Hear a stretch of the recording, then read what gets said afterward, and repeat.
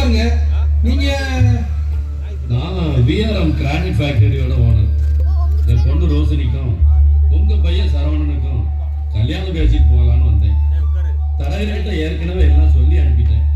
ஜாதகம்லாம் பார்த்துருப்பீங்கன்னு நினைக்கிறேன். ஓ, ஜாதகம்லாம் பார்த்துட்டோம். பொருத்தமெல்லாம் இருக்கத்தான் செய்யுது. உங்க லெவலுக்கு எங்களால எதுவும் செய்ய முடியாது. அதனாலதான் கொஞ்சம் யோசனையா இருக்கு. நீங்க ஒன்றும் கவலைப்படாதீங்க.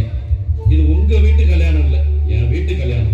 முந்தின நாள் ரிசப்ஷன்ல ஆரம்பிச்சு மறுநாள் கல்யாணம் முடிகிற வரைக்கும் எல்லாம் நான் பார்த்துக்குவேன்.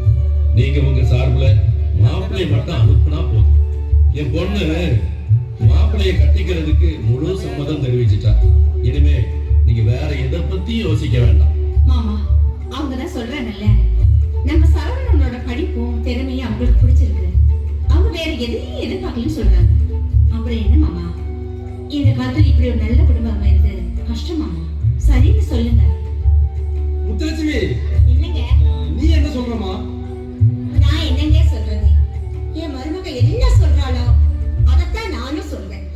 அவ ஒரு விஷயத்துல முடிவெடுத்து சொன்னா அது நல்லதா தான் இருக்கும். பேசி முடிச்சிருங்க. ஐயா, என் மனைவியும் மருமகளும் சம்மதம் தெரிவிச்சுட்டாங்க. இனிமே என்னால மறுப்பு தெரிவிக்க முடியாது.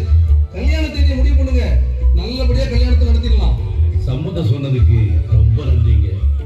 வர செப்டம்பர் அன்னைக்கு கல்யாணத்தை வச்சுக்கலாம். சரிங்க, முகூர்த்த நேரம் ஒரு ஜோசியரை பார்த்து குறிச்சு அனுப்புங்க. நாங்களும் பத்திரிகை ரெடி பண்ணிடுறோம். சரிங்க, நான் முகூர்த்த நேரம் குறிச்சு அனுப்பி தர்றேன்.